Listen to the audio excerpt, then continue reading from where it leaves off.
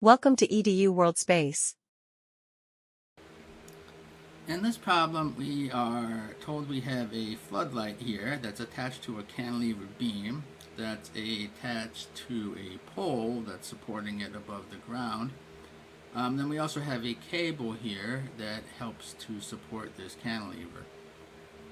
Unfortunately, well, this really, I guess I shouldn't really call this a cantilever. They've drawn it as a cantilever, but that's not what they've assumed in the problem. What we know is that this angle here is 30 degrees and this guy weighs 20 kilograms.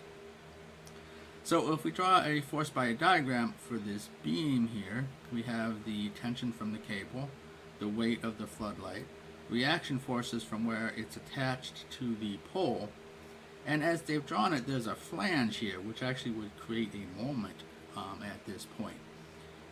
So that if this cable were broken, this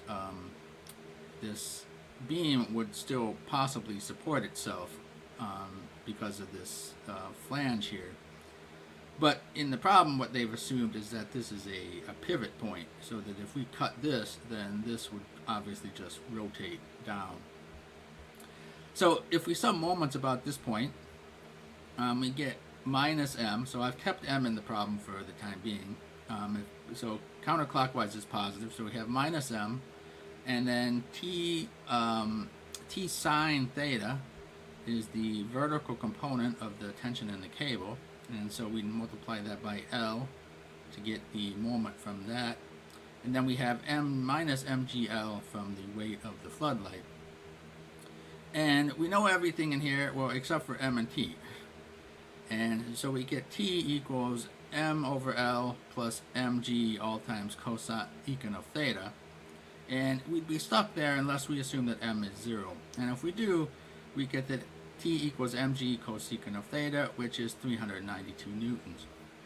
Now, to get the components, and also to find these forces here, the x component of t is t sine of theta. And again, I guess I've taken this way to be positive, but we could always, again, make this a negative and change the direction that we've defined to be positive. But anyway, that's what we find for that, and that means that f of x equals, so let's actually do that. Let's say that this is positive is in the normal direction. So this would be minus f of x, because if we draw some of the forces in the x direction, we just have this and this, so the x component of t has to be offset by f of x.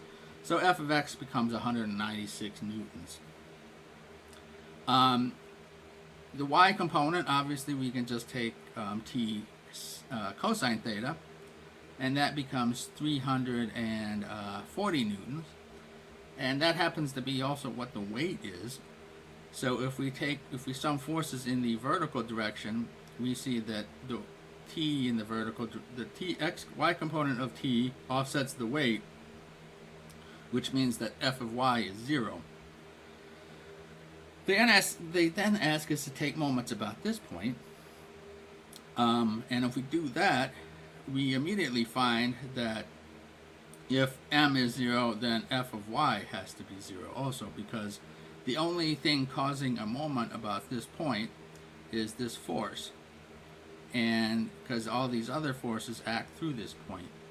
So that immediately tells us that if m is 0, then f of y is also 0.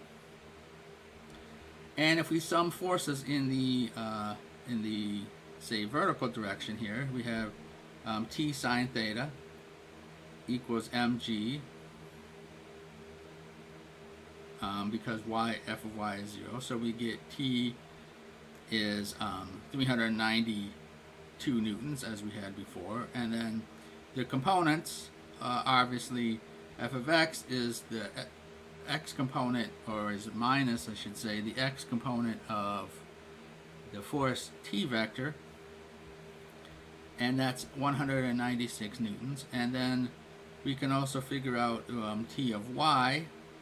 If we take the this times the sine of theta, and that's 340 newtons as we had before. So everything agrees, and it had better agree because it shouldn't matter what point we take moments about. And they ask if one is more accurate than the other, and no, it's not. They're completely equivalent. And it's really just a convenience. In fact, it would have been probably, if we knew we wanted to find what f of y was, it would be, the easier thing would be to do is to take moments about point A first. Then we could actually take moments about point O also and add that into the mix and get solutions, get equations that might be more helpful in solving for what we're looking for.